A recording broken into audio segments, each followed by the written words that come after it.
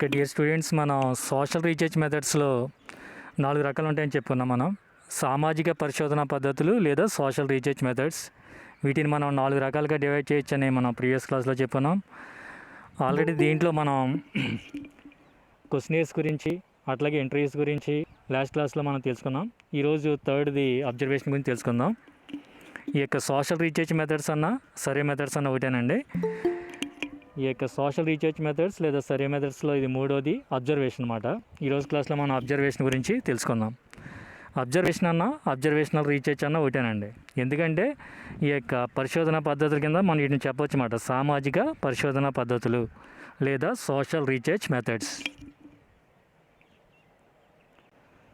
What is an observational research అంటే ఏంటంటే observation offers the social researcher A distinct way of collecting data. అంటే మనకి మిగిలిన సామాజిక పరిశోధన పద్ధతుల్లాగే ఇది కూడా ఒక డిఫరెంట్ పద్ధతిగా మనం చెప్పవచ్చు అన్నమాట.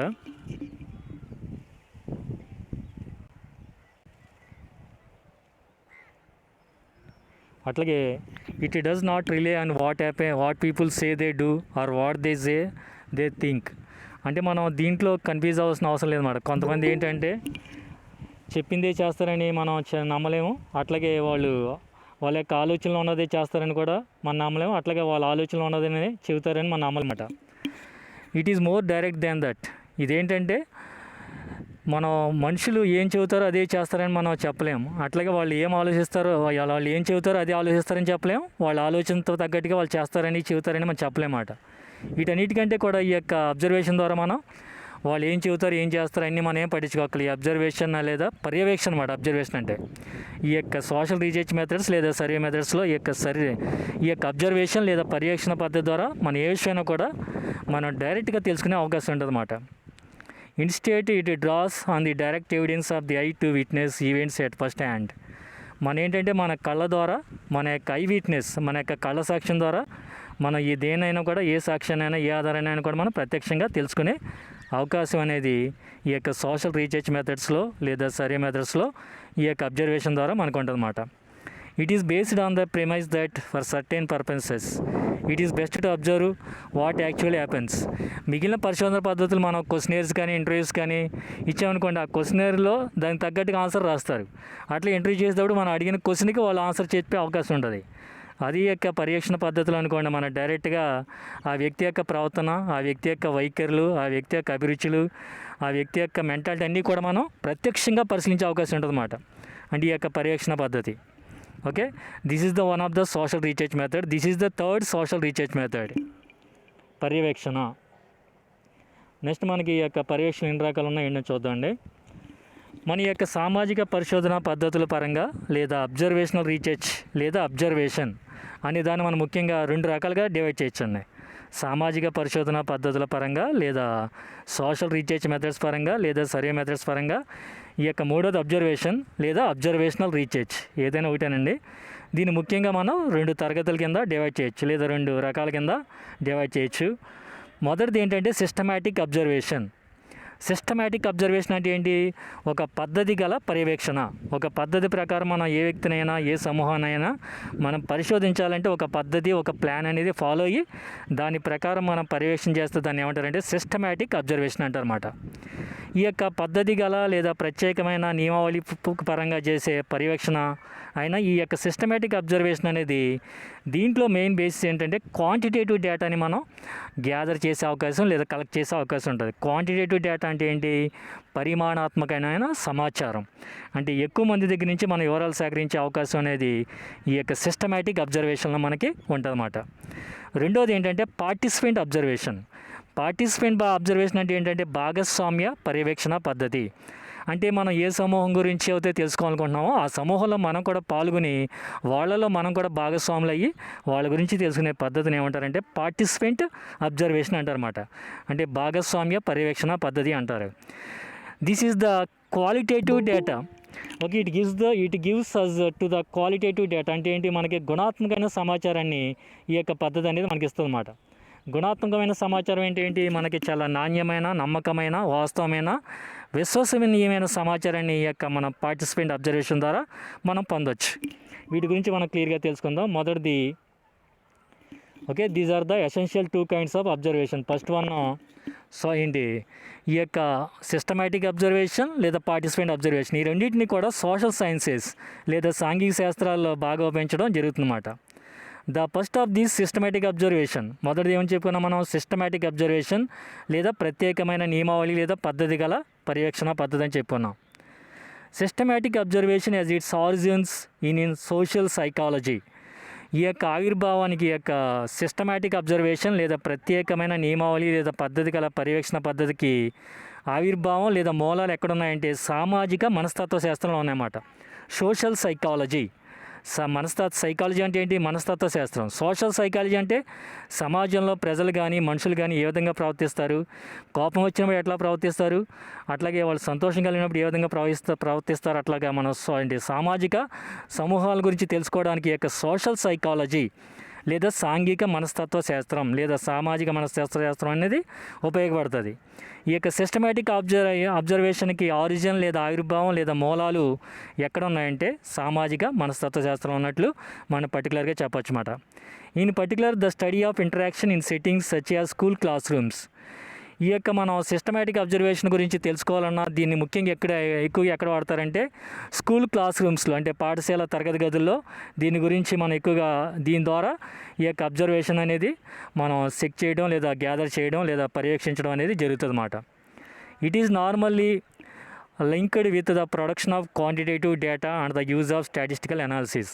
దీని ద్వారా మనం ఇంతకుముందు చెప్పినట్లు పరిమాణాత్మకమైన సమాచారం, అంటే ఎక్కువ మంది దగ్గర నుంచి వివరాలు సేకరించి లేదా డేటా సేకరించి దాన్ని మనం విశ్లేషించుకునే అవకాశం అనేది ఈ యొక్క సిస్టమేటిక్ అబ్జర్వేషన్లో మనకు ఉంటుందని మనం చెప్పొచ్చండి.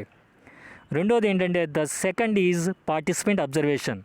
మీకు ఇంతకుముందు చెప్పినట్టు రెండోది ఏంటంటే భాగస్వామ్య పర్యవేక్షణ పద్ధతి. సపోజు ఈ యొక్క ఒక సమాజంలో ఒక గ్రూపు ఎక్స్ అనే గ్రూప్ గురించి తెలుసుకోవాలనుకున్నప్పుడు ఆ యొక్క రీసెర్చ్ చేసే పర్సన్ లేదా పరిశోధించే వ్యక్తి ఏం చేస్తారంటే ఆ యొక్క ఎక్స్ అనే గ్రూప్తో ఇన్వాల్వ్ అయిపోతాడు వాళ్ళకి తెలియకుండా.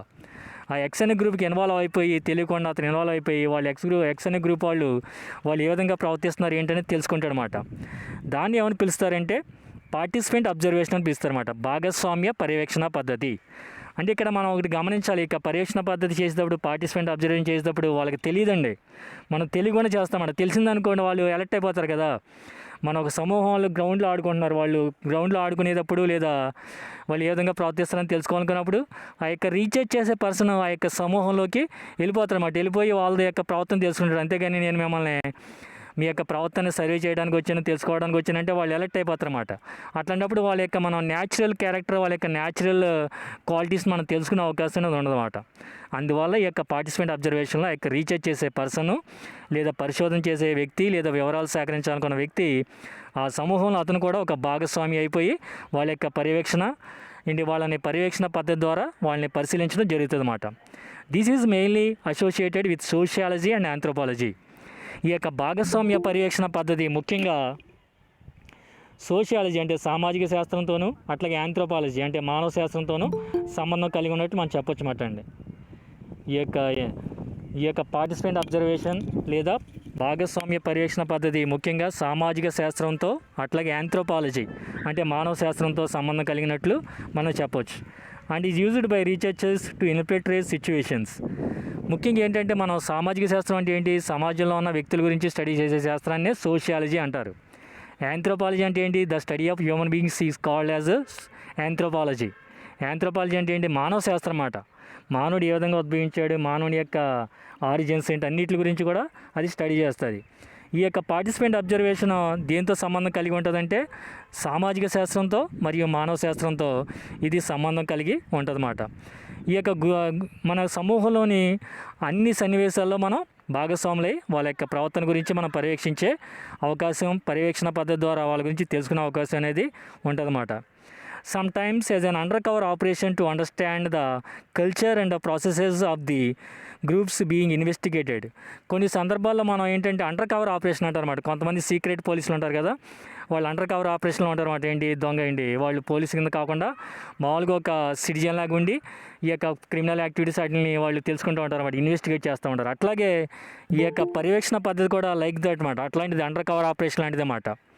ఈ యొక్క భాగస్వామ్య పర్యవేక్షణ పద్ధతిలో కూడా ఒక సమూహం గురించి తెలుసుకోవాలనుకున్నప్పుడు ఆ యొక్క రీసెర్చ్ పర్సన్ లేదా పరిశోధించే వ్యక్తి వాళ్ళకి తెలియకుండా వాళ్ళలో కలిసిపోయి అండర్ కవర్ ఆపరేషన్ చేసి వాళ్ళ యొక్క కల్చర్ ఏంటి, వాళ్ళ గ్రూప్లో ఉన్న వాళ్ళకి అన్ని విషయాల గురించి కూడా ఇతను నివేదికని తెలుసుకోవడానికి అండ్ కనుక్కోవడానికి అవకాశం అనేది ఉంటుందన్నమాట.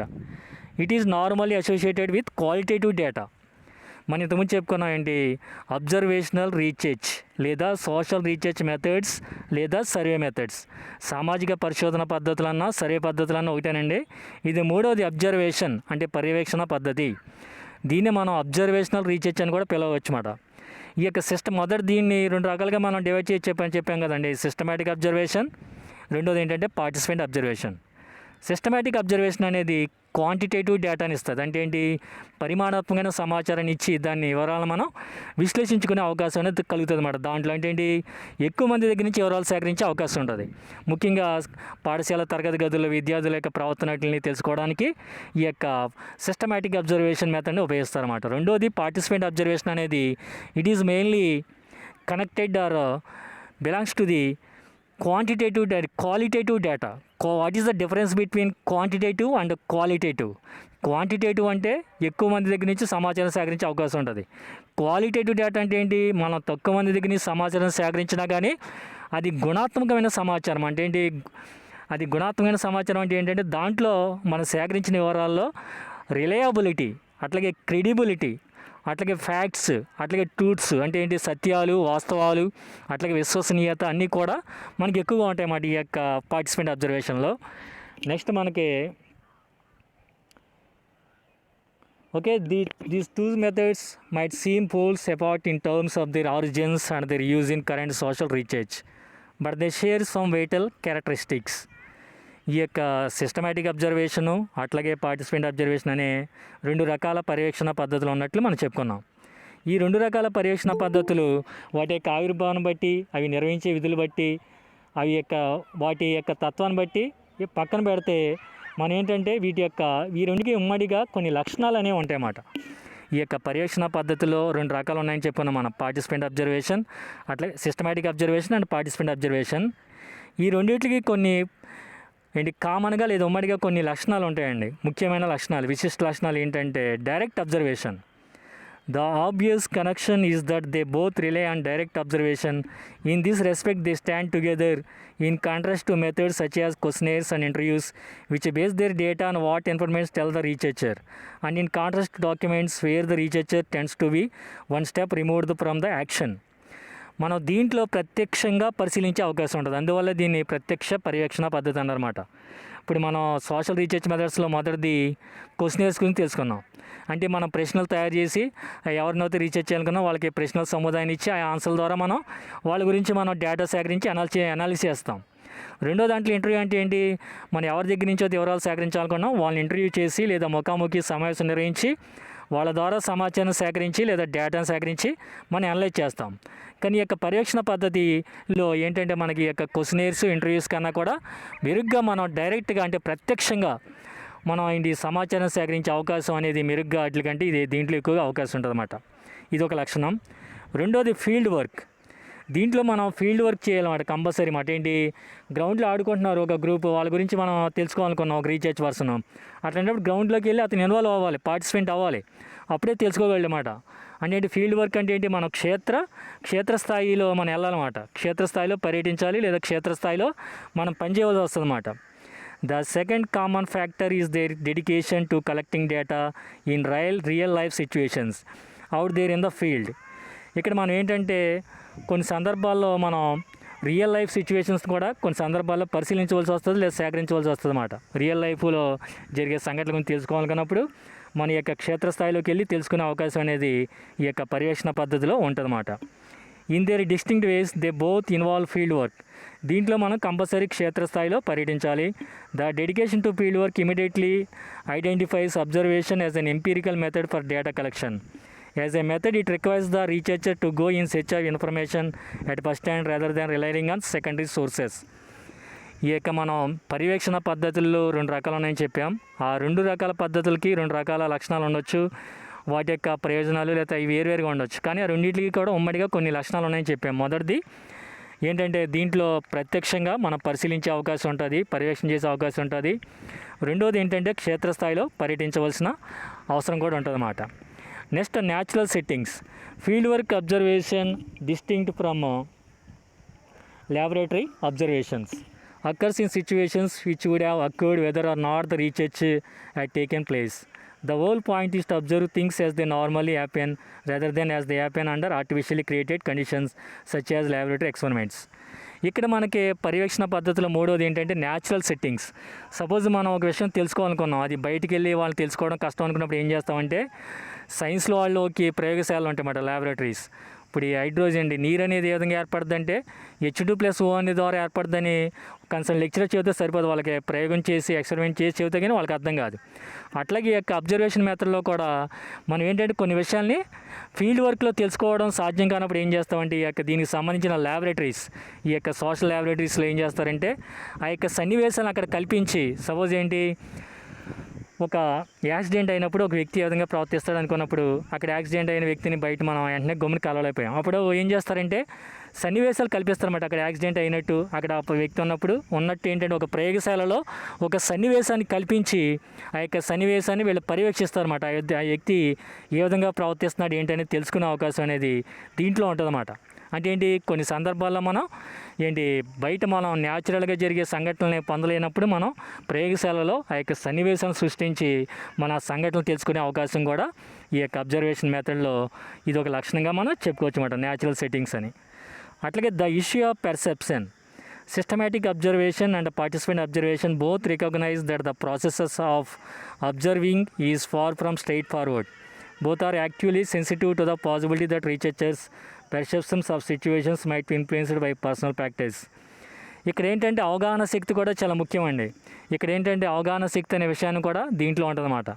ఒక రీసెర్చ్ చేయాలనుకున్న వ్యక్తికి అవగాహన శక్తి కూడా ముఖ్యంగా ఉండాలి. ఏంటి, ఆ సిచ్యువేషన్లో ఆ వ్యక్తి ఏ విధంగా ప్రవర్తించాడు, ఆ ప్రవర్తన సరళిని బేరీ చేసుకునే అవకాశం లేదా బేరీ చేసుకునే అవకాశం లేదా ఏంటంటే అది మనకు కరెక్ట్గా తెలుసుకునే అవకాశం అనేది ఉండాలన్నమాట. అంటే అవగాహన శక్తి ఉండాలన్నమాట. అవగాహన శక్తి అంటే ఏంటంటే పెర్సెప్షన్ అంటారన్నమాట. మనం కరెక్ట్గా అవగాహన చేసుకోలేమనుకోండి, మనం ఆ యొక్క డేటాని సరిగ్గా పొందలేమాట. So the issue of perception is also important thing in this characteristics మాట. అట్లాగే ఈ యొక్క ద ఇష్యూ ఆఫ్ పెర్సెప్షన్ కూడా ఒక ముఖ్యమైన విషయంగా మనం చెప్పవచ్చు మాట ఈ యొక్క అబ్జర్వేషన్ మెథడ్లో. అట్లాగే మనం నెక్స్ట్ ఏంటంటే advantages and disadvantages of systematic observation and participant observation. మనం రెండు రకాల అబ్జర్వేషన్ మెథడ్స్ ఉన్నాయని చెప్పాను. మొదటిదేమో సిస్టమేటిక్ అబ్జర్వేషన్, రెండోదేమో పార్టిసిపెంట్ అబ్జర్వేషన్. మొదటిదైనా సిస్టమేటిక్ అబ్జర్వేషన్లో ఉన్న లాభాలు ఏంటి లేదా ప్రయోజనాలు ఏంటో మొదట తెలుసుకుందామండి. ఈ యొక్క సిస్టమేటిక్ అబ్జర్వేషన్ లేదా ప్రత్యేక పద్ధతి గల పర్యవేక్షణ పద్ధతిలో లేదా ప్రత్యేక నియమావళి లేదా సిస్టమేటిక్గా జరిగే ఈ యొక్క సిస్టమేటిక్ పర్యవేక్షణ అండి. సిస్టమేటిక్ అబ్జర్వేషన్ మెథడ్లో మనకున్న ప్రయోజనాలు లేదా లాభాలు ఏంటంటే డైరెక్ట్ డేటా కలెక్షన్. ఈ పద్ధతి ద్వారా మనం ప్రత్యక్షంగా వివరాలు సేకరించే అవకాశం ఉంటుంది. ఇప్పుడు ఈ క్వశ్చనర్స్ ఉన్నాయి, క్వశ్చనర్స్ వాళ్ళకి ఇచ్చేసి వెళ్ళిపోతాం, మనం తర్వాత గ్యాదర్ చేస్తాం. ఇంటర్వ్యూస్ ఉన్నాయి, ఇంటర్వ్యూ ద్వారా మన క్వశ్చన్స్కి ఆన్సర్ గ్యాదర్ చేసి మళ్ళీ వాటిని మనం ఏమైనా కొన్ని ఇబ్బందికరమైన మాటలు ఏమైనా ఉంటే వాటిని డిలీట్ చేసేవాల్సిన అవకాశం ఉంటుంది. ఇక్కడ అట్లా కాదన్నమాట, డైరెక్ట్గా మనం ఆ యొక్క సమూహంలో సపోజ్ పార్టిసిపెంట్ అబ్జర్వేషన్ ఈ యొక్క సిస్టమేటిక్ అబ్జర్వేషన్ ఏంటి, మనం ప్రత్యక్షంగా ఈ యొక్క డేటాను కలెక్ట్ చేసే అవకాశం అనేది ఉంటుందన్నమాట. ఎందువల్ల దీన్ని సామాజిక మనస్తత్వ శాస్త్రంలో ఉపయోగిస్తారని మీకు చెప్పడం జరిగిందన్నమాట. It directly records what people do as distinct from what they say they do. ఇక్కడ మనం ప్రత్యక్షంగా ఏం పరిశీలిస్తామంటే ప్రజలు చెప్పేది ఏంటి, వాళ్ళు చేసేది ఏంటి అని మనం ప్రత్యక్షంగా పర్యవేక్షించే అవకాశం ఉంటుందన్నమాట. కొంతమంది ఇప్పుడు ఈ COVID-19 వచ్చింది, చాలామంది కోవిడ్ థర్డ్ వేవ్ కూడా వస్తుందని చెబుతున్నారు.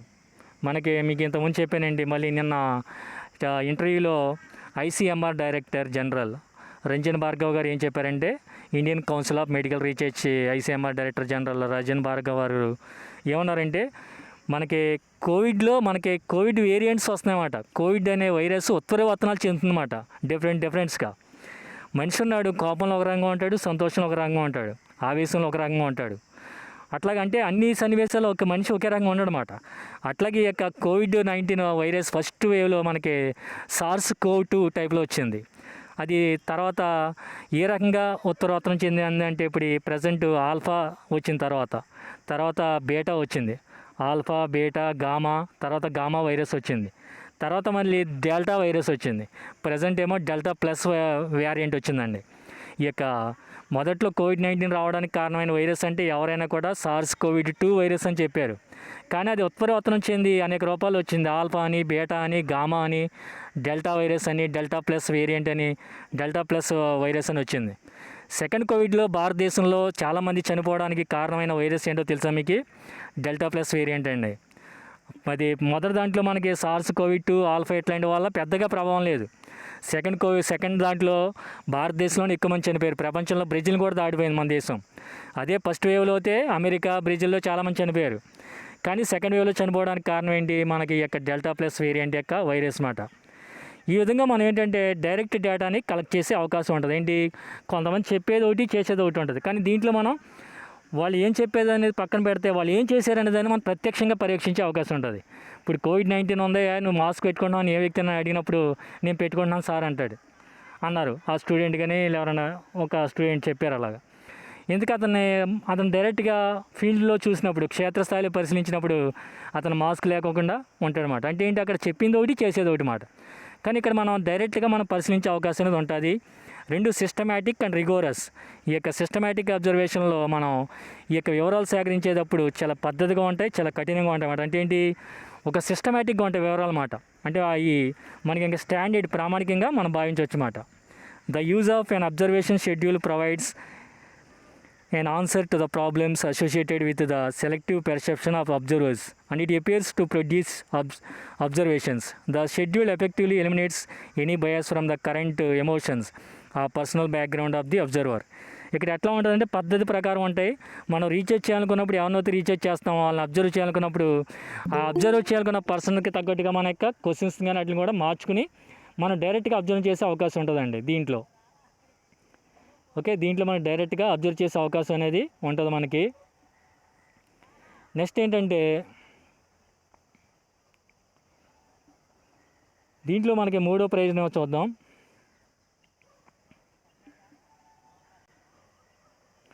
మూడో ప్రయోజనం ఏంటంటే efficient. It provides A means for collecting sustainable amounts of data in relatively short time span. ఈ యొక్క సిస్టమేటిక్ అబ్జర్వేషన్ వల్ల ఉన్న మరొక ప్రయోజనం లేదా లాభం ఏంటంటే మనం తక్కువ సమయంలో చాలా సమర్థవంతమైన సమాచారాన్ని సేకరించే అవకాశం అనేది ఈ యొక్క సిస్టమేటిక్ అబ్జర్వేషన్ మెథడ్ లేదా సిస్టమేటిక్ అబ్జర్వేషన్ రీసెర్చ్ మెథడ్ ద్వారా మనం పొందవచ్చు అన్నమాట. ఒక ప్రత్యేకమైన పద్ధతి గల పర్యవేక్షణ పద్ధతి ద్వారా సమర్థవంతమైన సమాచారాన్ని మనం పొందే అవకాశం ఉంటుంది. అట్లాగే pre coded data. It produces quantitative data which are pre coded and ready for analysis. ఇక్కడ ఎట్లా ఉంటుందంటే మనం అబ్జర్వేషన్ చేసేటప్పుడు ముందర క్వశ్చన్ తయారు చేసుకుని వెళ్తామాట. అంటే మనం ముందు చూపుతో మనం పర్యవేక్షిస్తామాట.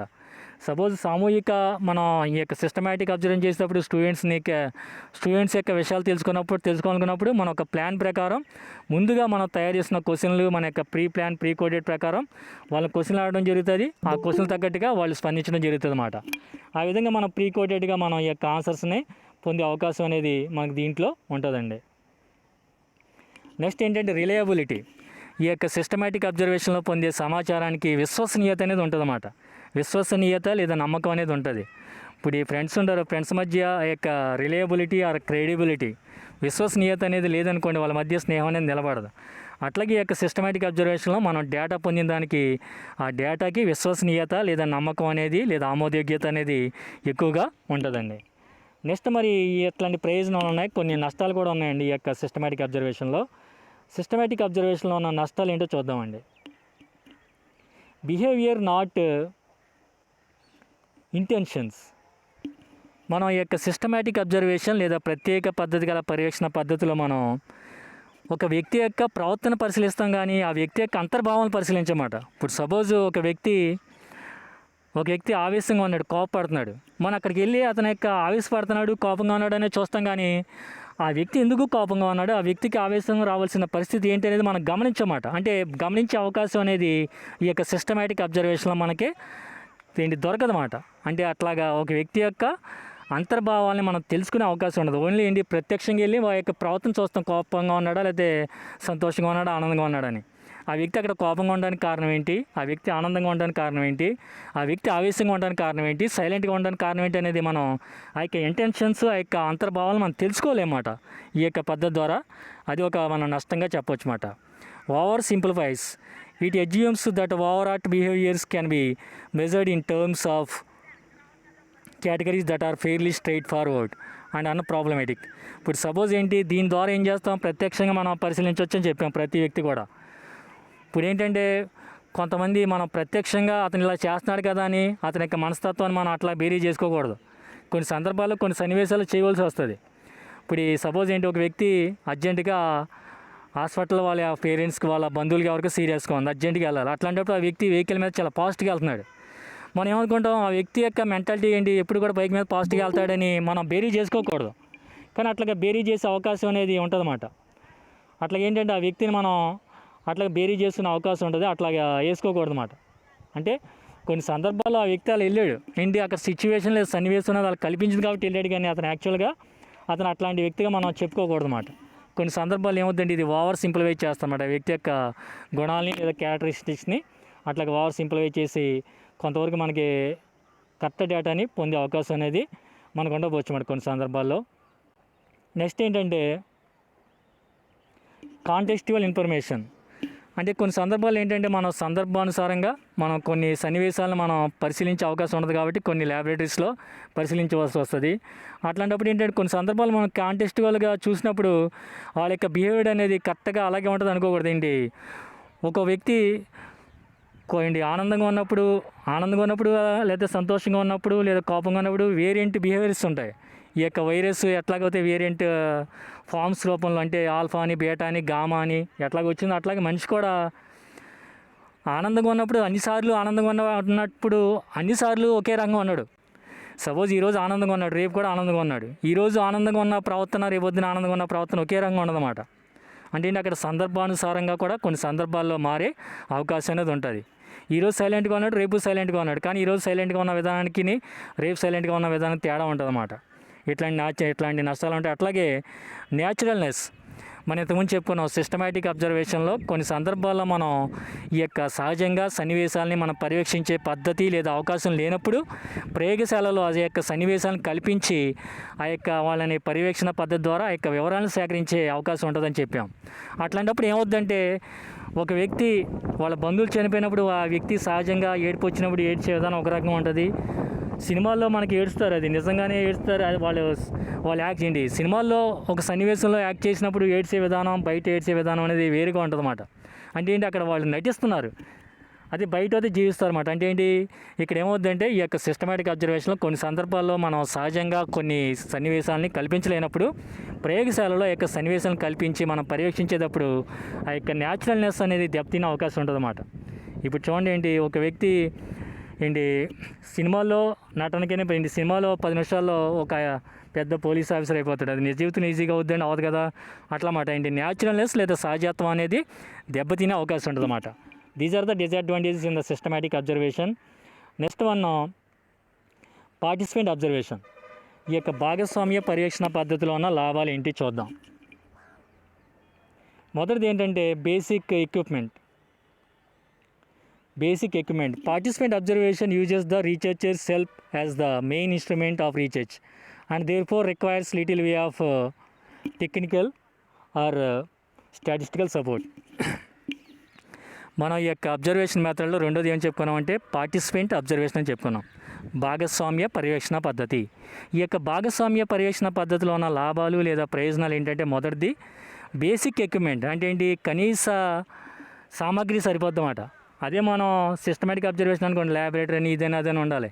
ఇక్కడ మనం ఒక సమూహం గురించి పరిశీలించాలనుకున్నాం, మనం వెళ్ళి అక్కడ ఆ గ్రూప్లో కలిసిపోతే సరిపోద్ది, అదే మనకి. అంతేగాని ఇలాగ మనం చార్ట్లు లేదా టేబుల్స్ గీబుల్స్ ఇట్లా ఎక్విప్మెంట్ ఏం అవసరం లేదు, కనీస సామాగ్రి సరిపోద్ది అన్నమాట. అది ఒక ప్రయోజనంగా మనం చెప్పుకోవచ్చండి. రెండోది ఏంటంటే నాన్ ఇంటర్ఫీరెన్స్. ఇది జోక్యరహితం అన్నమాట. It stands a better chance of retaining the naturalness of the setting than other social research methods. మన ఈ యొక్క పర్యవేక్షణ పద్ధతిలో రెండోదైన ఈ యొక్క పార్టిసిపెంట్ అబ్జర్వేషన్ ద్వారా ఒక వ్యక్తి యొక్క బిహేవియర్ని మనం ఆ సమూహంలో మనం కలిసిపోయి మనం పరిశీలిస్తాం కాబట్టి మన సహజత్వాన్ని ఈజీగా పొందొచ్చు అన్నమాట. మిగిలిన పరిశోధన పద్ధతులతో పోలిస్తే మనం ఒక వ్యక్తి కానీ ఒక సమూహం కానీ వాళ్ళ యొక్క పద్ధతుల గురించి వాళ్ళ వివరాలని మనం సమగ్రంగా మనం ఫ్యాక్చువల్గా సేకరించడానికి ఈ యొక్క పార్టిసిపెంట్ అబ్జర్వేషన్ అనేది అనుకూలంగా ఉంటుంది అన్నమాట. ఇందువల్ల ఆ సమూహంలో ఈ వ్యక్తి అనేవాడు మింగిల్డ్ అయిపోతాడు అన్నమాట. వాళ్ళకి తెలియదు మాట. తెలియనప్పుడు ఏమవుతుందంటే అతను ఏంటి ఇప్పుడు ఇక్కడ గ్రౌండ్లో క్రికెట్ ఆడుతున్నారు స్టూడెంట్స్, నేను వాళ్ళ ప్రవర్తన తెలుసుకోవాలనుకున్నాను, ఏం చేస్తాను వాళ్ళతో వెళ్ళిపోయి కలిసిపోతాను అనమాట. కలిసిపోతే వాళ్ళకి తెలియదు నేను వాళ్ళు పరిశీలిస్తానని. అదే వాళ్ళ దగ్గరికి వెళ్ళి మీరు మీ ప్రవర్తనని పరిశీలించాలనుకుంటున్నానని చెప్పాను అనుకోండి, వాళ్ళు న్యాచురల్గా ఉండరు అన్నమాట. అట్లున్నప్పుడు ఏమవుతుందంటే దీంట్లో జోక్యరహితం అన్నమాట. మనం ఏంటి ఈ యొక్క రీఛార్జ్ చేసే వ్యక్తి ఎవరినైతే రీఛార్జ్ చేయాలనుకుంటున్నారో ఆ సమూహంలో భాగస్వామి అయిపోతాడు కాబట్టి జోక్యం చేసుకునే అవకాశం అనేది ఉండదు కాబట్టి ఇది జోక్యరహితంగా మనం చెప్పొచ్చు అన్నమాట. అది కూడా ఒక అడ్వాంటేజ్గా మనం చెప్పొచ్చు. అట్లా ఇన్సైట్స్ ఈ యొక్క పర్యవేక్షణ పద్ధతి, ఈ యొక్క భాగస్వామ్య పర్యవేక్షణ పద్ధతి ద్వారా ఆ సమూహంలో కలిసిపోయినప్పుడు మనం కూడా భాగస్వాములు అయినప్పుడు ఆ సమూహం నుంచి వివరాలు సేకరించేటప్పుడు వాళ్ళ యొక్క అంతర్భావాలను కూడా మనం తెలుసుకునే అవకాశం ఉంటుంది. పైన ఉన్న భావాలే కాకుండా అంతర్భావాలు, కొంతమంది ఏంటంటే అన్నీ కూడా పైకి మాట్లాడరు, కొంతమంది సైలెంట్గా పక్కనోడితో కొన్ని మాట్లాడుతూ ఉంటారు, డైరెక్ట్గా కొన్ని మాట్లాడుతూ ఉంటారు. అట్లా వాళ్ళ యొక్క అంతర్మనస్ దృష్టి లేదా అంతర్మనస్తత్వం కూడా మనం తెలుసుకునే అవకాశం అనేది కొంతవరకు అవకాశం ఉంటుంది అన్నమాట. అట్లా ఎకలాజికల్ వ్యాలిడిటీ, దీనికి పర్యావరణ పరంగా కూడా దీనికి విశ్వసనీయత ఉందని మనం చెప్పచ్చు అన్నమాట. ఏంటి ఈ యొక్క భాగస్వామ్య పర్యవేక్షణ పద్ధతికి అంటే ఏంటి న్యాచురల్గా కూడా లేదా సహజసిద్ధంగా లేదా పర్యావరణ పరంగా కూడా దీనికి వ్యాలిడిటీ లేదా ఆమోదయోగ్యత ఉన్నట్టు మనం చెప్పొచ్చు అన్నమాట. నెక్స్ట్ ఏంటంటే దీని ద్వారా మనం ఆశావాదంగా మనం సమాచారం పొందొచ్చు అన్నమాట. ఈ యొక్క సామూహిక మనం భాగస్వామ్య పర్యవేక్షణ పద్ధతిలో మనం వివరాలు సేకరించేటప్పుడు ఆశావాద దృక్పథంలో మనం సమాధానం పొందొచ్చు. అంటే ఏంటి ఆ వివరాలు అనేవి ఏంటి సంతోషం కలిగిస్తాయన్నమాట, అంటే కరెక్ట్గా ఉంటాయన్నమాట. Next subjects point of view. ఇక్కడ ఏమవుతుందంటే మనం సబ్జెక్ట్స్ పాయింట్ ఆఫ్ వ్యూ అంటే ఏంటి, ఎవరినైతే పరిశీలించాలనుకుంటున్నామో ఆ యొక్క రీఛార్జ్ చేసే వ్యక్తి కానీ ఆ యొక్క సమూహం గురించి కూడా ఇక్కడ సబ్జెక్ట్స్ పాయింట్ ఆఫ్ వ్యూ చూడాలన్నమాట. As a method of social research participant observation is good for getting at actors meanings as they see them. అక్కడ మనం ఏంటంటే అక్కడ యాక్ట్ చేసే వాళ్ళు ఎవరు లేకపోతే నటించే వాళ్ళు ఎవరు నిజంగా ప్రవర్తించే వాళ్ళు ఎవరనేది మనం ఇక్కడ తెలుసుకునే అవకాశం ఉంటుంది అన్నమాట. సబ్జెక్ట్స్ ఏంటి, ఆ యొక్క మనం ఎవరినైతే పరిశీలించాలనుకుంటున్నాం వాళ్ళ యొక్క యాక్షన్ ఏంటి, వాళ్ళ నటన ఏంటి, వాళ్ళ ప్రవర్తన ఏంటి అనేది మనం కరెక్ట్గా తెలుసుకునే అవకాశం అనేది ఈ యొక్క రీఛార్జ్ చేసే వ్యక్తికి అవకాశం ఉంటుంది. కానీ ఈ యొక్క భాగస్వామ్య పర్యవేక్షణ పద్ధతిలో కొన్ని నష్టాలు కూడా ఉన్నాయండి. అవి ఏంటో చూద్దాం.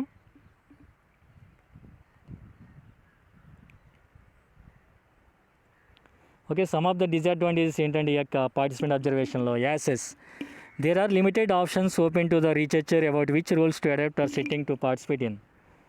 అంటే మనం ఈ యొక్క పర్యవేక్షణ పద్ధతి ద్వారా అన్ని రకాల సన్నివేశాల్లో అన్ని రకాల సమాచారాన్ని పొందే అవకాశ పరిమితులు అనేవి తక్కువగా ఉంటాయన్నమాట. ఇప్పుడు యాక్సిడెంట్ అయింది, యాక్సిడెంట్ని మనం అన్ని సందర్భాలు వెళ్ళి ఆ యొక్క సన్నివేశం ఎట్లా ప్రవర్తించాలో మనం చూడలేమాట. అట్లా లిమిటేషన్స్ లేదా పరిమితులు అనేవి సమాచారాన్ని పొందే పరిమితులు అనేవి తక్కువగా ఉంటాయన్నమాట. అంటే పరిమితులు మనల్ని అవరోధం కల్పిస్తూ ఉంటాయన్నమాట. ఆ యొక్క అవకాశాలు అనేవి మనకు తక్కువగా ఉంటాయన్నమాట. అన్ని సందర్భాల్లో మనం అవకాశం ఈ యొక్క డేటాను సేకరించలేమాట, పరిమితులు ఉంటాయన్నమాట కొన్ని. అట్లాగే commitment participant observation can be a very demanding method in terms of personal commitment and personal resources. ఈ యొక్క సిస్టమేటిక్ ఈ యొక్క అబ్జర్వేషన్ మెథడ్ చేసేటప్పుడు ఈ యొక్క పార్టిసిపెంట్ అబ్జర్వేషన్ చేసేటప్పుడు ఎవరైతే రీసెర్చర్ ఉన్నారో వాళ్ళు వాళ్ళ యొక్క సమూహంలో కలిసిపోతారు కదండి భాగస్వామ్య పరంగా. అతను కూడా పార్టిసిపెంట్గా కలిసిపోయినప్పుడు ఆ వ్యక్తికి ఆ యొక్క పర్సన్కి కమిట్మెంట్ అనేది చాలా ముఖ్యమాట. కమిట్మెంట్ ఏంటి, అతను చాలా అంకిత భావంతో పనిచేయాలన్నమాట. అంతేగాని నేను ఏదో పరిశీలిస్తాను అంటే కాదు. ఒక లెక్చరర్ లెసన్ చెప్పేటప్పుడు ఎంతో ఫోకస్ చేసి డెడికేటెడ్గా కాన్సన్ట్రేషన్గా ఎట్లా అవుతే లెసన్ చెబుతారు, అట్లాగే ఈ యొక్క రీసెర్చ్ చేసే వ్యక్తి పార్టిసిపెంట్ అబ్జర్వేషన్లో ఆ వ్యక్తి కూడా కమిట్మెంట్తో ఉండాలన్నమాట. అంకిత భావంతో ఈ యొక్క క్రమశిక్షణతో దృఢ నిశ్చయంతో చేసినప్పుడే మంచి ఫలితాలు పొందే అవకాశం అనేది ఉంటుందన్నమాట. మూడవది ఏంటంటే డేంజర్. ఇప్పుడు సపోజ్ ఒక సామూహిక కొంతమంది స్పైలు ఉంటారు, కొంతమంది గూఢచారులు అంటారు, కొంతమంది ప్రైవేట్ సీక్రెట్ ఏజెంట్స్ ఉంటారు. అట్లాంటి వాళ్ళకి ఏదైనా ఎవరి వ్యక్తి గురించో తెలుసుకోవాలనుకున్నారు. సపోజ్ ఒక వ్యక్తి గురించి వాళ్ళ ఫ్యామిలీ మెంబర్స్ తెలుసుకోవాలని ఒక ప్రైవేట్ సీక్రెట్ ఏజెన్సీకి ఇచ్చారన్నమాట. ఆ వ్యక్తి గురించి తెలుసుకోవడానికి యొక్క ప్రైవేట్ సీక్రెట్ ఏజెంట్ వెళ్తున్నప్పుడు దీంట్లో డేంజర్ అంటే ప్రమాదం కూడా ఎదుర్కొనే పరిస్థితి ఉంటుందన్నమాట. ఎవరైతే రీఛార్జ్ చేయాలనుకుంటున్నారో లేకపోతే ఆ వ్యక్తి యొక్క వివరాలని ప్రత్యక్షంగా తెలుసుకోవాలనుకుంటున్నారో పర్యవేక్షించి అట్లాంటప్పుడు కొన్ని ప్రమాదకరమైన సన్నివేశాలని ఎదుర్కోవాల్సిన పరిస్థితి కూడా వస్తుంది అన్నమాట. ఎట్లాంటి ప్రమాదాలు? అవి శారీరకంగా కావచ్చు, న్యాయబద్ధంగా కావచ్చు, అవి సామాజిక పరంగా కావచ్చు, అవి మనస్తత్వపరంగా అయినా కొన్ని ప్రమాదకరమైన సన్నివేశాలని, ఇబ్బందులను ఎదుర్కోవాల్సిన పరిస్థితి అనేది ఉంటుంది. అది కూడా ఒక నష్టంగా చెప్పొచ్చు. నెక్స్ట్ రిలయబిలిటీ అంటే విశ్వసనీయత. Dependence on the self of the researcher and on the use of field notes as data leads to a lack of verifiable data. Reliability is open to doubt because participant observation roles so crucial and the researcher's self as the instrument of research. ఇక్కడ ఏంటంటే మన యొక్క విశ్వసనీయతనే పూర్తిగా ఇది విశ్వసనీయతను కలిగిస్తుందని మనం చెప్పలేము. ఎందువల్లంటే ఆ యొక్క రీసెర్చ్ చేసే వ్యక్తి యొక్క భాగస్వామ్య పర్యవేక్షణ పద్ధతిలో ఎవరైతే రీసెర్చ్ చేస్తున్నారో ఆ యొక్క రీసెర్చ్లో ఇన్వాల్వ్ అయ్యి ఆ యొక్క సమూహంలో ఇన్వాల్వ్ అయ్యి రీసెర్చ్ చేసే వ్యక్తి ఇచ్చే డేటా పూర్తిగా మనకి ఖచ్చితంగా ఉంటుందని చెప్పలేమాట. పూర్తిగా విశ్వసనీయంగా ఉంటుందని చెప్పలేము. ఎందువల్లంటే ఆ వ్యక్తి రాసుకునే వివరాలు బట్టి, ఆ వ్యక్తి గమనించిన విషయాలు బట్టి అతను డేటా వేస్తాడు. ఆ డేటా పూర్తిగా ఖచ్చితంగా విశ్వసనీయంగా ఉంటుందని మనం చెప్పలేం. కానీ ఈ యొక్క పార్టిసిపెంట్ అబ్జర్వేషన్ అనేది ఏంది రీసెర్చ్ సెల్ పాయింట్ ఆఫ్ వ్యూలో ఒక ముఖ్యమైన సాధనంగా మన పరిశోధన పద్ధతిలో ముఖ్యమైనదిగా మనం చెప్పొచ్చండి. నెక్స్ట్ మరొక డిసడ్వాంటేజ్ ఏంటంటే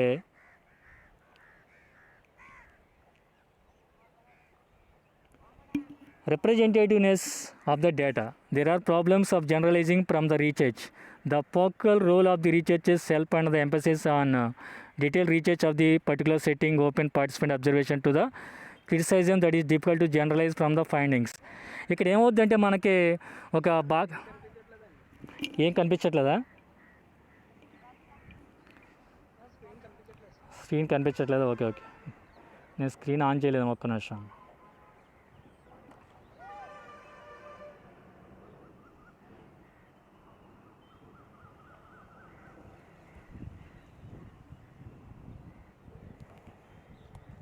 ఓకే, మనకి ఇక్కడ ఏంటంటే ఈ యొక్క పార్టిసిపెంట్ అబ్జర్వేషన్లో మనం డిసడ్వాంటేజ్ చెప్పుకున్నాం కదండి. మరొక డిసడ్వాంటేజ్ ఏంటంటే రిప్రజెంటేటివ్నెస్ ఆఫ్ ది డేటా. ఇక్కడ మనం సమూహం నుంచి డేటా సేకరించేటప్పుడు కొన్ని సందర్భాల్లో పూర్తిగా ఒక సమూహంలో ఈ యొక్క రీసెర్చ్ చేసే వ్యక్తి ఉండి డేటా సేకరిస్తున్నప్పుడు ఆ యొక్క సమూహంలో 10 మంది ఉన్నారు. 10 మంది ఉన్నప్పుడు ఆ యొక్క 10 మందిని కూడా కరెక్ట్గా ఇతను బేరీ చేసే అవకాశం, పరిశీలించే అవకాశం ఉండదు. ఒక క్లాస్లో లెక్చరర్ లెసన్ చెబుతున్నారు, దాంట్లో అంటే సపోజ్ మీ క్లాసే చదువుదాం, మీ బీకామ్ క్లాసే చదివితే 71 మంది ఉంటారు, బీఏ బీకామ్ కలిపి. 71 మందిని కూడా లెక్చరర్ గమనించడం అనమాట. ఏంటి 71 మంది ఏం చేస్తున్నారు అనేది కరెక్ట్గా బేరీ చేసే అవకాశం అనేది ఉండదన్నమాట. అది కూడా ఒక నష్టం కింద మనం చెప్పొచ్చు అన్నమాట. అట్లాగే deception. When researchers have to conduct full participation keeping they true identity and purpose secret from others in the sitting, there are ethical problems arising from the absence of consent on the part of those. దీనివల్ల మనకి ఏంటంటే కొంతమంది నేను క్లాస్లో గమనిస్తూ ఉంటాను అండి. క్లాస్లో గమనించినప్పుడు ఒక క్లాస్లో ఒక విద్యార్థి ఒక రకంగా ఉంటారు. ఒక విద్యార్థి సపోజ్ ఒక క్లాస్లో ఒక విద్యార్థిని నీ పేరేంటమ్మా, నీ ఊరేంటమ్మా అని అడిగినప్పుడు చెప్పడానికి కొంచెం సంకోచిస్తారు, సిగ్గుపడతారు. అట్లాగే నీ జీవిత ఆశయం ఏంటి, లక్ష్యం ఏంటంటే కొంతమంది చెప్తారు, సిగ్గుపడతారు. ఎందుకంటే కొంతమంది వాళ్ళ యొక్క ఇంటెన్షన్స్, వాళ్ళ యొక్క అంతర్దృష్టి, వాళ్ళ యొక్క అంతర్భావాలు వేరే వాళ్ళకి తెలియకూడదని అనుకుంటారు అన్నమాట. అట్లాంటప్పుడు ఏంటంటే ఈ యొక్క పార్టిసిపెంట్ అబ్జర్వేషన్ అనేది ఎవరైతే కొంతమంది వ్యక్తులు ఉంటారు అన్నమాట, వాళ్ళు ఏంటి నా గురించి వేరే వాళ్ళకి ఎవరికి తెలియకూడదు అనుకునే వాళ్ళకి ఇది నష్టపరంగా ఉంటుంది అన్నమాట. అంటే ఇది ఎథికల్గా ఇది మంచిది కాదన్నమాట ఆ రంగా చూస్తే. ఇప్పుడు ఏంటి మన ప్రపంచంలో అందరూ కూడా మానవులందరూ ఉన్నారు, మానవులందరూ కూడా సమానమే. ప్రతి మనిషికి కూడా స్వేచ్ఛ అనేది ఉంది. మనకి భారత రాజ్యాంగంలో 19 ఆర్టికల్లో స్వాతంత్ర హక్కు ఉంది. 19 నుంచి 22 వరకు ప్రతి వ్యక్తి కూడా స్వతంత్రంగా జీవించవచ్చు.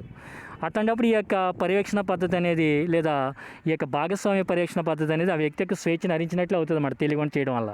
అంటే ఎథికల్గా మోరల్ పరంగా ఇది అంత మంచిది కాదు, కొంచెం ఇబ్బందికరంగా ఉంటుంది. ఎందువల్లంటే ప్రతి వ్యక్తి కూడా సహజ సిద్ధంగానే కొంతమంది వ్యక్తులు ఏంటంటే వాళ్ళ యొక్క మనసులో ఉన్న భావాలు వేరే వాళ్ళు తెలుసుకోవడానికి ఇష్టపడరు అన్నమాట. అంటే కొంతమంది ఏంటంటే సైలెంట్గా చేస్తారు కొన్ని పనులు. కొంతమంది ఏంటంటే సినిమాలు చూస్తారు, కానీ వాళ్ళ పేరెంట్స్ తెలిస్తే ఎక్కడ తిడతారని వాళ్ళు సైలెంట్గా సినిమా చూస్తారు. అంటే కాలేజీలో క్లాసు మానేసి వెళ్తారు, అది ఇంటికాడనుకో పంపించరని. అట్లాగే ఏంటంటే కొంతమంది ఏంటంటే వాళ్ళ యొక్క విషయాలు వేరే వాళ్ళకి తెలుసుకోవడం ఇష్టపడరు అన్నమాట. అంటే ప్రతి మనిషి కూడా ఒకే రంగా ఉండాలని లేదు కదా, ఒక తల్లికి పుట్టిన వాళ్ళే ఒకే రంగా ఉండరు. అట్లాగే సమాజంలో ఎంతోమంది వ్యక్తులు ఉంటారు కాబట్టి అన్ని రకాలుగా ఉండే అవకాశం ఉంటుంది. ఓకే, మనం ఈరోజు డిస్కస్ చేసుకున్నది ఏంటంటే సోషల్ రీసెర్చ్ మెథడ్స్ లేదా సామాజిక పరిశోధన పద్ధతులు లేదా సర్వే మెథడ్స్ పరిశీలన పద్ధతులు. మనం 4 రకాలుగా ఉంటాయని చెప్పుకున్నాం. మొదటిది ఆల్రెడీ చెప్పుకున్నాం, క్వశ్చనైర్స్. రెండవది క్వశ్చనైర్స్ అంటే ప్రశ్నావళులు.